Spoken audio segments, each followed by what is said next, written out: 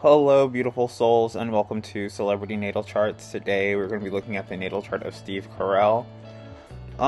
Which is, I don't know, so I put this list together of famous Leos like 3 months ago, and the last video I did was Steve Martin, and I actually go on this huge tangent about Steve Carell because I watched him on Amy Poehler's podcast.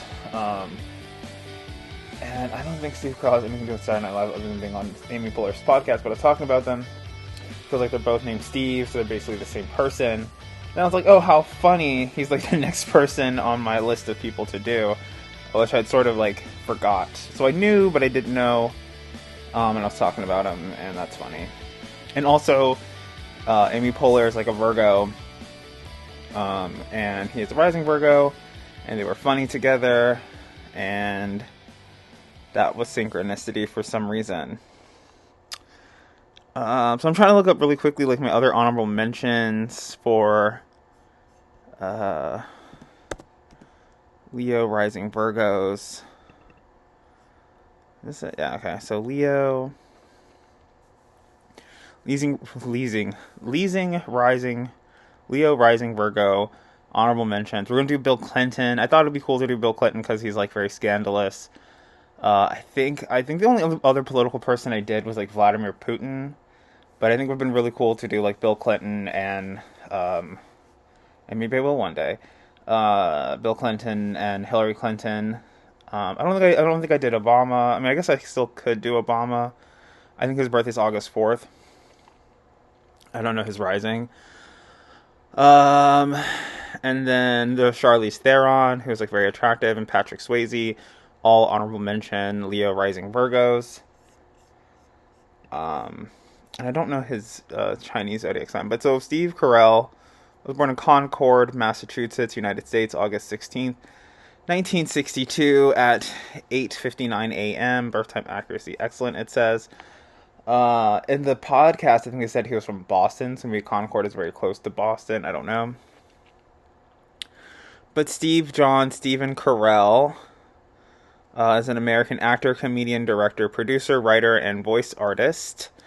After a 5-year stint on The Daily Show with Jon Stewart, which felt like forever to me, Carell found greater fame in the late 2000s for playing Michael Scott on the American version of The Office. He has also starred in lead roles in films The 40-Year-Old Virgin, Little Miss Sunshine, Evan Almighty, Dan in Real Life, Get Smart, Date Night, which I think I also referenced at some point in the Steve Martin video. Date Night, Dinner for Schmucks, Crazy Stupid Love, Seeking a Friend, For the End of the World, The Incredible Burt Wonderstone, and The Way Back, and the voice characters. Animated films Over the Hedge, Horton Hears a Who, Despicable Me 2. Carell was nominated as an American's Funniest Man in the Life magazine, and received the Golden Globe Award. It doesn't say that, but I think I'm funny. Award for Best Actor in a Television Comedy Series for his work on The Office. I'm trying to get that America's Funniest Man award. Was voted the funniest guy in America. So by mispronouncing things and putting articles where they don't belong. That's me. That's my shtick. So he's pretty cool. He's a Leo rising Virgo. He talks on TV, very Virgo, very Mercury. Let's see, he has a Virgo in the first house. He also has a couple planets there, I believe Mercury being one of them. So somebody was saying on TikTok somewhere, let's see, what do you have? Mercury in Virgo, Uranus in Virgo, Pluto in Virgo, first house. Okay, so somebody was saying, I don't know if it's like you're supposed to have Mars in the first house because the first house is like Aries or something, but it's like the ruler of your chart is the sign and planet you have that like goes together, like the ruling planet is in that sign. So I guess like Mercury would also be like the ruler of his chart. So says random person on TikTok. Or maybe not. I don't know. Something like that. Yeah, something like that. He has a Pisces moon. That's very interesting. But anyway, first house Virgo. looks like a Virgo, annoying, persistent, great communicator, um, opens up horizons for other people. So maybe he's like, very liberal with like casting. Maybe he's like very vocal about who he wants to be in the cast of his movies, creating opportunities for other people. With Uranus in Virgo, Pluto in Virgo will probably work himself to death, which, it's funny to me a little bit. Um, also the first house represents like his father's energy. So his father's probably kind of conservative, like the Daily Show. He's always like a suit and tie type of guy, very similar to Steve Martin, as I was saying. I think I was making the comparison. In his second house, he has a Libra. So that's his second house. So his biggest priority should be like his relationship, his partner. Maybe even making like date night movies, making things beautiful, nice, his accent, speaking. He might start a singing career one day. You never know how things turn out. Also has a Venus in Libra, so I think Venus is also Libra's ruling planet. So I don't know if that ruler of your chart thing really is that great from that TikTok lady. I have a problem with TikTok. Like I had this one lady, she was talking about Mars and Aquarius. I have to get this off my chest, otherwise I won't be able to say anything else. And she was like I like made a comment about it. She was like sort of rude, and her like makeup and foundation was bad. And I really like am contemplating going back and saying something rude to her. But that's what's on my mind right now. What about yours? So he has Venus in Libra. Not about the planet ruler, but just whatever random junk going on in my life. So he attracts like a Libra. He probably does like a baby voice or a girly voice whenever he wants something from somebody who's like ever begging for anything, perhaps money. Biggest priority should be his relationships. Probably staying really good. Probably believes in witchcraft. He has a third house in Scorpio. So third house in Scorpio, fourth house in Sagittarius talks about like his also his Neptune in Scorpio. His early childhood environment, what his life was like. I don't know, Boston, Massachusetts, Concord, Massachusetts. Maybe it's very like spooky, witchy. Salem, Massachusetts. Maybe it's like very spooky, witchy energy up there. Maybe it's like swampy, sort of like DC or New Orleans. I don't know. Never been there. I'd love to go. Why not? This also says to me that his mother is probably like very competitive with him, or he might be like very competitive with his mother, with the fourth house in Sagittarius. Neptune and Scorpio. Some Scorpio got him on TV. Maybe a photographer did his headshots. You never know. Some Scorpion photographer person. Oh, also the third house talks about your manifestation and communication style. So I don't know. I don't really know his ethnic background, but and none of these movies really seem to be Horton here's yeah. None of these movies really seem like him speaking up for anybody, having to do with like social justice or magic, really, and Scorpion themes. Let me double check. Let me see this. Yeah, crazy, stupid love. Get smart, date night, 40-year-old virgin.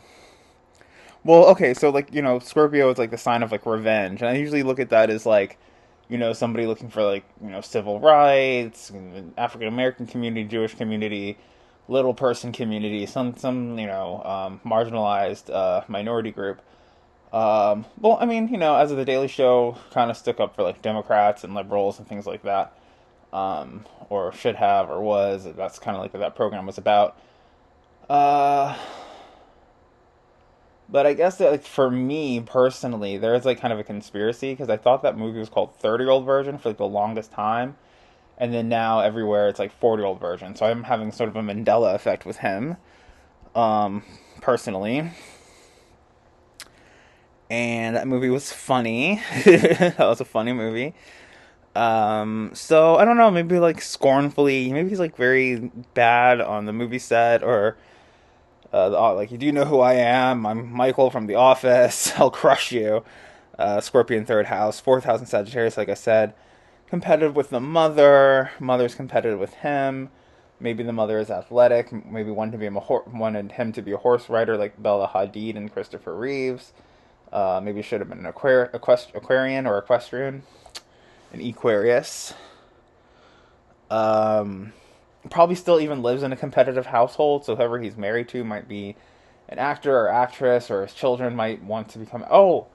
No, that was Stephen Colbert, who was like giving a pre-interview on this. I told you, this show has nothing to do with natal charts. All about Amy Poehler, who was giving like a pre-interview for his episode on the Amy Poehler podcast, and then his son was like playing the drums in the background. I was like, let your dad work, competitive household. So maybe there's like a lot of other creatives and creative people in his house, even though that wasn't him. And then his fifth house is in Capricorn. So having like, funny, Dunder Mifflin, The Office, blah blah blah. But having like the business end of his career handled is somewhat of an obstacle. Like having the Happy Madison production company and being the suit and tie that runs all of his movies being made is somewhat of an obstacle for him. Suit and ties, contracts, Capricorn things. Capitalism, making money off of his movies.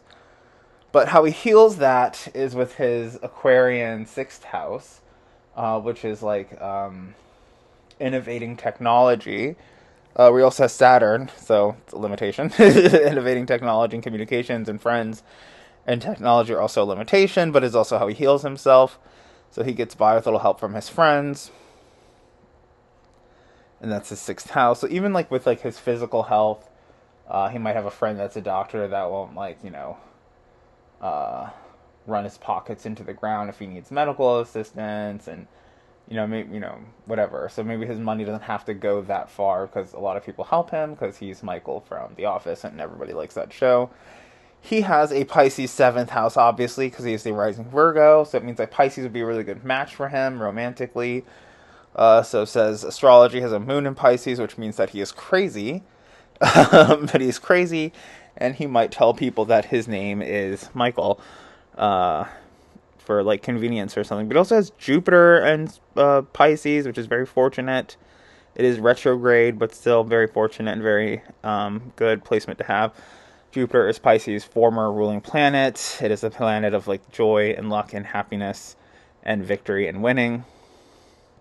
He has Chiron in Pisces. So if Steve Carell ever becomes a preacher, do not listen to him. He doesn't know what he's talking about. But do not let him lead you to or away from God.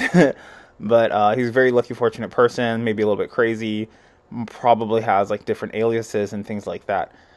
Which, I mean, you would, maybe he wants to go to Starbucks and doesn't want everybody to be like, oh my god, like Bruce Almighty is here. Or not Bruce Almighty, what is he? Evan Almighty? Evan Almighty. I knew he was in one of those movies.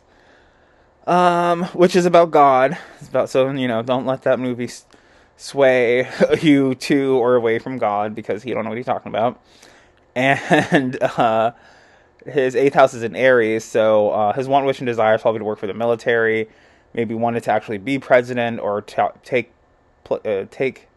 place, or he wanted to be like an actual reporter about politics and things like that, like instead of doing like the fake news with the Daily Show. Maybe he wanted to do the real news, especially these days in this day and age. With everything going on. He then has a ninth house in Taurus, so 7, 8, 9. Ninth house in Taurus, so maybe one day he'll become a farmer. You never know. Maybe he'll own a farm but stay far away. If he were to have a long-term relationship, long-distance relationship, a relationship with a lot of longevity, a Taurus partner would be very good for him. Also, Taurus is another earth sign, so most astrologers would say that. Like, if you're looking for compatibility, they'd be like, oh, you're a Leo, you should date a fire sign, a Sagittarius, or a Aries. And then he'd be like, oh, I can't date a Sagittarius because that's my fourth house, and it's like competitive home, and mom was probably some type of Sagittarius or had a lot of Sagittarian energy. And like, oh, what's your rising sign? Virgo. So once again, you should date a Sagittarius. So they'd be like, Capricorn, Taurus. Probably have a lot of really good love affairs with Capricorn. A lot of what I call it, like sexy distractions by Capricorn. But Taurus is like a French pen pal that they had from like high school that they're still in love with. 10th house is in Gemini, so it is his destiny to be to speak really, to be an actor, to speak really good, to be in movies, to be an orator, to read, sort of like Ben Stiller. I kind of forget his rising, but it's like if you're at a party or an event or something, and Steve Carell is there, and there's a speech to be given. It's like, well, maybe we should let the guy who speaks professionally speak. He also has Mars in Gemini, so he acts like a Gemini, which is like very impish. I always say Gemini is very Mark Twain, very Huck Finn, like trying to get other people to paint his fences white. So that's kind of like his thing. He's like, how many people can I trick into helping me?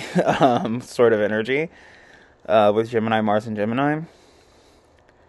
Ninth house is his destiny. It's what he might even have a reputation in Hollywood of like, how can I trick people to help me with my movies or my TV show or just to help me in general, by telling them that I'm Michael from The Office. And then he has a ninth house ninth house. He has an 11th house in Cancer. Sorry, didn't mean to move backwards there. A 11th house in Cancer says that he might help his mother out with technology. He might use modern technology to communicate with his mother, meaning like FaceTime, Skype, Zoom, like anything to create distance. Or with like his wife or the mother of his children, or like maternal, just women in general. Might be on a dating app right now, you never know. Telling people his name is Michael from The Office, to get dates. But Cancer, 11th house, yeah. He might even be like somewhat of a hoarder, like holds on to old technology, be like not willing to let go, baby photos, things that have to do with like maternity and childbirth, and might not want to let go of those things or technology, like I said. And he has a 12th house in Leo, so this is like the thing though too. So what I was talking about Idris Elba and Amy Poehler podcast, he seemed very turned off by the fact that he's a Virgo. He didn't want to talk about it. And Amy Poehler's like, well, Beyonce's a Virgo. And Idris Elba, like, he does not want to be Beyonce. I mean, he's like a big, brolic man. He does not want to be Beyonce. He doesn't want to be the little girl zodiac sign. So maybe there's something about being a Leo that he's uncomfortable with. Maybe he feels a little bit more meek than your average Leo. Maybe he feels like being a Leo is like super ostentatious. Maybe he doesn't like other Leos, and things like that. That's where his sun and his Aquarius, I think that's Uranus, right? Yeah, Uranus is in Virgo, it says. Okay, well, this chart is a little bit off. But, so his sun is in Leo. So maybe, Uranus being so close in between Virgo and Leo, there's a lot of, like, ambiguity and back and forth. Maybe he doesn't even know if he's a Leo or a Virgo precisely. If you asked him, he's like, oh, August 16th, I'm like a Virgo or a Leo or some type of, late summer, early fall birthday. Maybe he thinks he's a Virgo. You never know. Maybe he actually is. So that's that type of thing. So like Idris Elba is a Virgo rising Libra, and you could tell that being the little girl sign kind of pisses him off. Which, you're a football player or something, or you're playing soccer, and you're like, oh, you kick or throw like a girl, like it's like an insult, you know what I mean? And he's like, my zodiac sign is also a little girl. So maybe he has some issue with being a rising Virgo. Maybe he doesn't like being a rising cheetah girl. You know what I mean? It's like, I'm a Leo rising Virgo. I guess I should call Raven Simone and join the Cheetah Girls. Something like that. People more famous than him, people with blonde hair, people with longer hair. Maybe Amy Poehler pisses him off. You never know.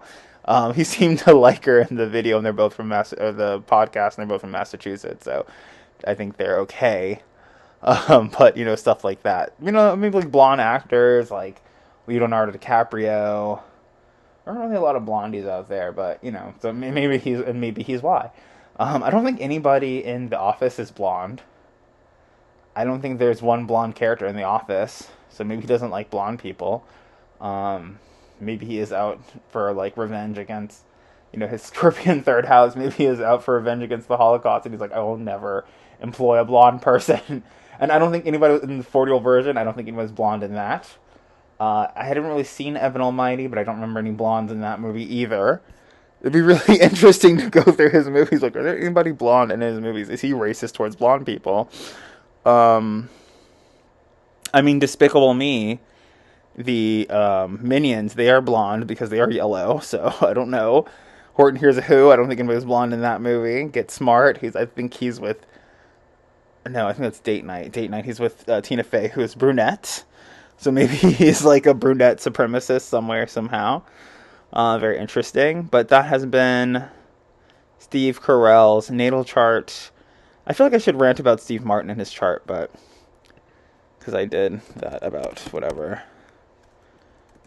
So goodbye. This is over now. We're gonna look at his partner or spouse if he has one. Oh, Nancy Carell. She is blonde. She's a blonde. So that's the blonde in his life. Might be making him miserable. That's funny. And I don't really know The Office so well, so there might be a character who's blonde. I just was laughing about that. And her birthday is July 19th, which makes her, I think, like a Cancer leaning towards Leo. So doesn't necessarily make him miserable. That's funny. And just again, she's super blonde. Okay. Yeah, Cancer. I think all summer birthdays are Leo.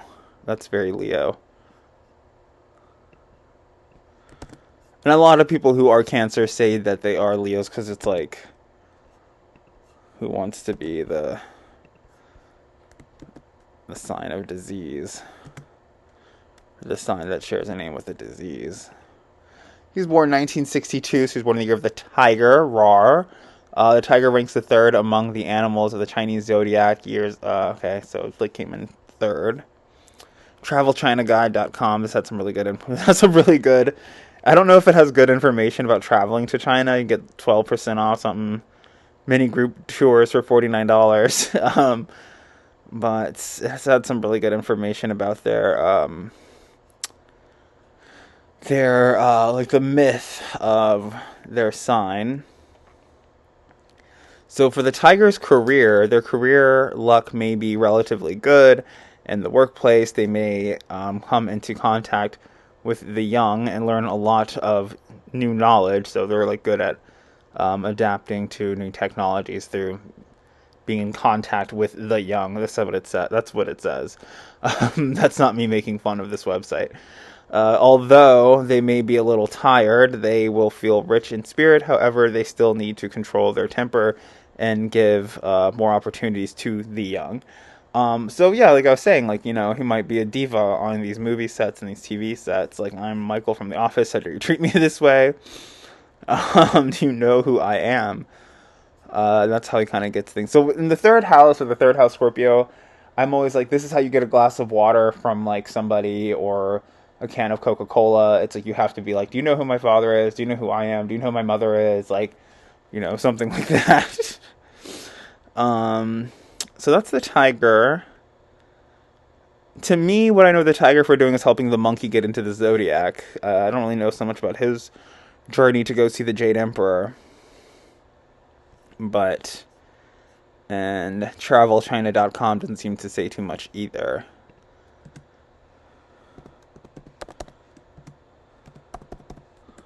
So you can find some. It says they are calm, careful, and full of ambition. That's nice.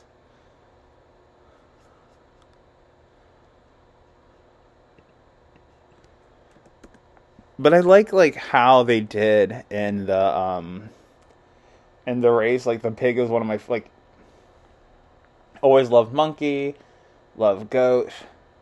Goat is a great story. Pig is an even better story, because pig was like, I'm gonna eat and go to sleep, and I don't care about this race. So this says chinaculture.org. The human world was flooded by water summoned by the turtle. Screw the turtle.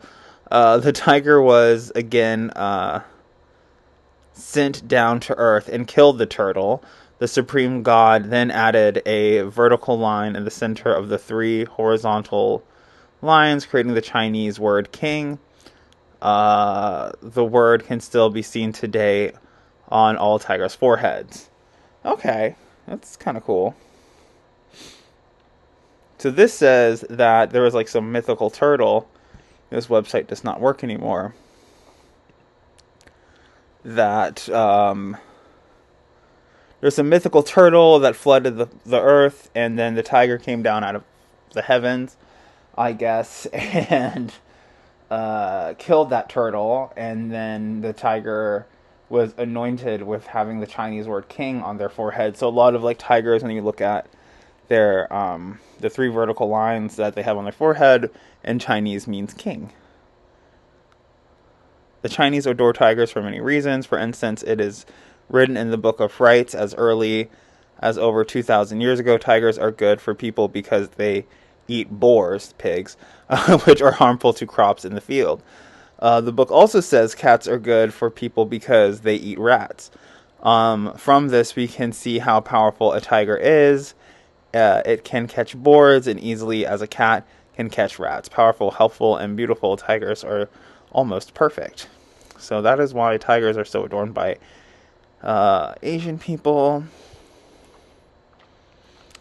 What does this say? In Chinese folklore, tigers are believed to be such powerful creatures that they are endowed with the ability to ward off the three main household disasters: fire, thieves, and evil spirits. A painting of a tiger is often hung on the wall inside of a building facing the entrance to ensure that demons will be too afraid to enter. Even in modern-day China, children wear tiger-headed caps and shoes embroidered with tiger heads to ward off evil spirits, and sleep with tiger-shaped pillows to make them robust. Or what does it say? To make them robust, I guess. During the Year of the Tiger, children have the character Wang printed on their foreheads in wine, and mercury to promote vigor and health. So it's the three lines. That's really cool. And then Wang means king, I believe. Everybody Wang Chung tonight.